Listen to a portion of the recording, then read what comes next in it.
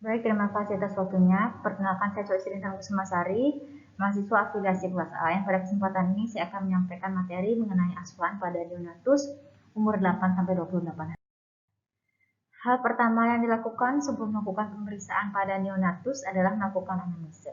Anamnese merupakan pengkajian data yang dilakukan dengan cara melakukan serangkaian wawancara dengan pasien atau keluarga pasien, atau dalam keadaan tertentu dengan penolong pasien. Tujuan dari anamnese yang pertama adalah untuk memperoleh data atau informasi tentang keluhan yang dialami oleh pasien, dan anamnese yang tepat dapat digunakan sebagai acuan dalam menegakkan diagnosa. Berikutnya, untuk membentuk komunikasi yang baik antara bidan dengan pasien, sehingga dapat membangun hubungan yang baik dan kerjasama dalam pemeriksaan dan tindakan selanjutnya.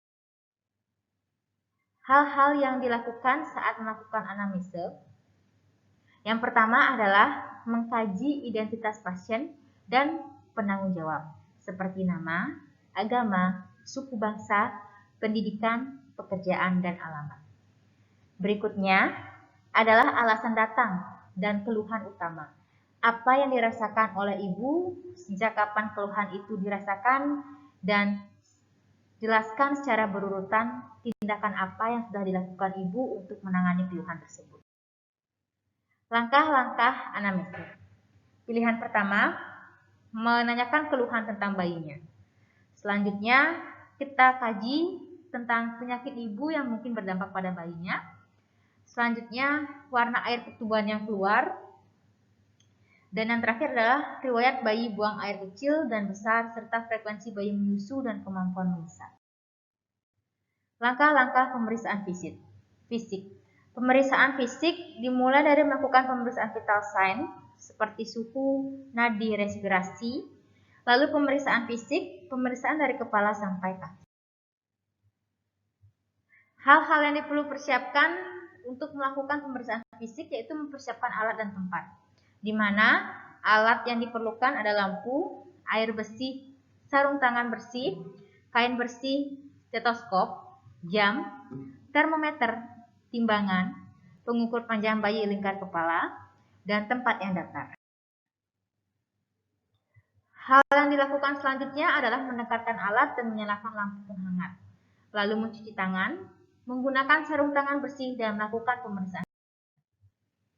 Melakukan pengukuran antropometri dilakukan dengan menimbang berat badan. Pastikan timbangan dimulai dari angka 0. Dan pastikan tidak bersentuhan dengan benda-benda sekitarnya seperti meja ataupun alat tulis di sekitarnya. Lalu mengukur panjang badan. Saat mengukur panjang badan, pastikan bayi tidak menggunakan topi atau sepatu. Dan pastikan kepala bayi menyentuh tepat di ujung atau di ujung dari pengukur panjang badan tersebut. Lalu saat mengukur lingkar kepala, pada masa COVID ini banyak sekali bayi-bayi yang menggunakan face shield kecil saat berkunjung ke rumah sakit. Pastikan kita lepas terlebih dahulu face shield bayi tersebut sehingga mendapatkan ukuran lingkar kepala yang tepat pada bayi. Lalu menidurkan bayi terlentang dan tetap menjaga kehangatannya. Hal yang dilakukan berikutnya adalah memeriksa kepala. Periksa bentuk kepala, apakah bentuk kepala simetris atau asimetris. Lalu raba panjang garis sutura dan fontanella, apakah ukuran dan tampilannya normal. Lalu periksa adanya trauma kelahiran, misalkan caput succedanum atau sefal, perdarahan subpneurotik atau fraktur tulang tengkorak, dan perhatikan adanya kelainan kongenital. Lalu perhatikan kelainan wajah yang khas seperti sindrom Down atau sindrom Pierre-Robin. Dalam melakukan periksa mata, periksalah jumlah, posisi, dan letak mata. Lalu periksa adanya strabismus, periksa adanya glaukoma kongenital, dan periksa adanya trauma seperti palpebral, perdarahan konjungtiva atau retina, serta apakah adanya sekret atau tidak di mata. Apabila ditemukan epicanthus melebar, kemungkinan bayi mengalami sindrom Down. Untuk pemeriksaan mata sehari-hari yang dilakukan di rumah sakit pada bayi, biasanya keluhan ibu-ibu sering mengatakan bayinya keluar sekret pada mata, seperti sekret yang hal itu yang memang banyak terjadi di rumah sakit. Lalu pemeriksaan hidung, kaji bentuk dan lebar hidung. Bayi harus bernafas dengan hidung. Jika melalui mulut, harus diperhatikan kemungkinan ada obstruksi jalan nafas karena atresia coana bilateral. Lalu periksa adanya sekret mukopurulen yang terkadang berdarah, dan periksa adanya pernapasan cuping hidung. Jika cuping hidung mengembang, menunjukkan adanya gangguan pernapasan. Lalu memeriksakan mulut. Kaji bentuk bibir, apakah simetris atau tidak. Perhatikan daerah langit-langit mulut dan bibir jika ada bibir subing. Perhatikan jika ada bercak putih pada gusi maupun palatum. Periksa pada mukosa mulut apakah lembab, kering, luka, atau kotor. Seringkali pada pemeriksaan mulut terlihat langit-langit bibir bayi sampai ke lidah itu kurang bersih dikarenakan bekas ASI ataupun susu yang mereka minum.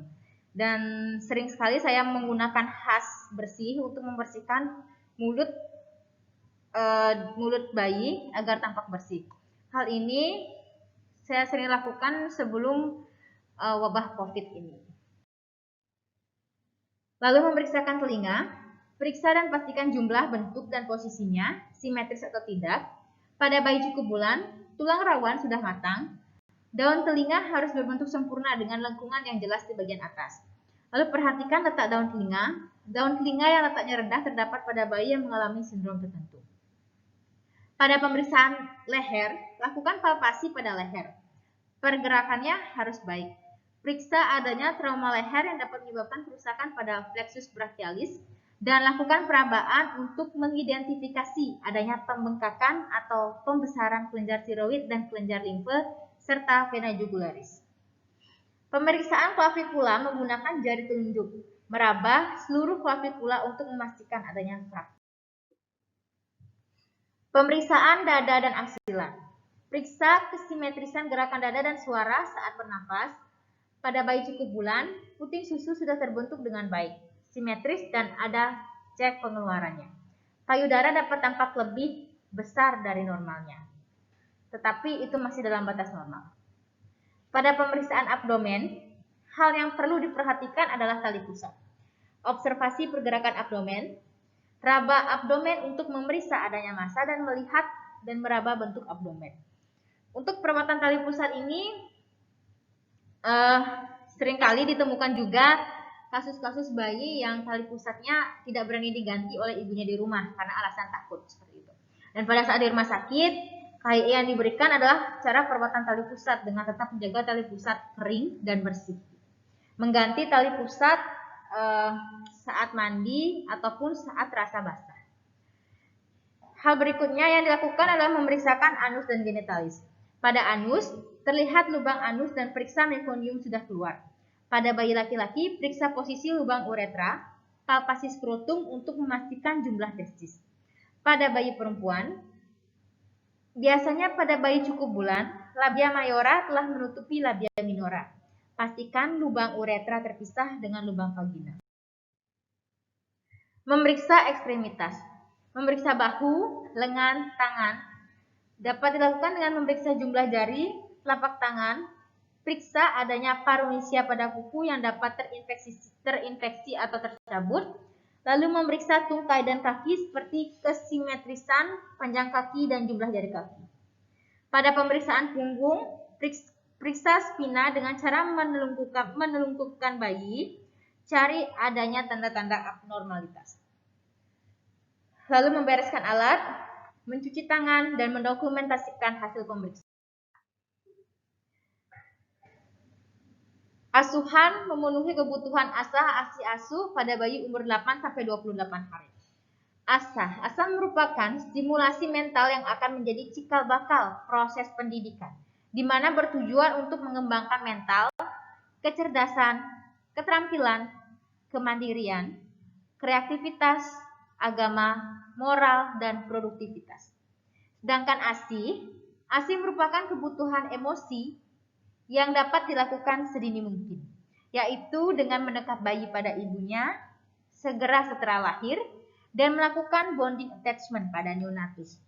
Bonding attachment ini dapat dilakukan dengan cara pemberian ASI penuh, yaitu ASI eksklusif selama 6 bulan pada bayi, lalu melakukan rawat gabung saat bayi sudah disuntik injeksi vitamin K dan hepatitis B, dapat dirawat gabung dengan ibu, lalu melakukan kontak mata atau eye to eye kontak antara ibu dengan bayi dan melakukan hitung skor bonding.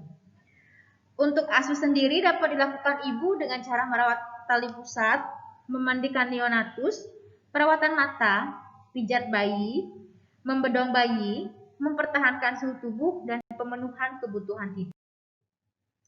Sekian presentasi yang saya sampaikan mengenai asuhan kebidanan pada neonatus umur 8-28 hari. Apabila ada kata-kata yang kurang berkenan, saya mohon maaf. Apabila ada yang ingin ditambahkan, bisa ditambah. Terima kasih.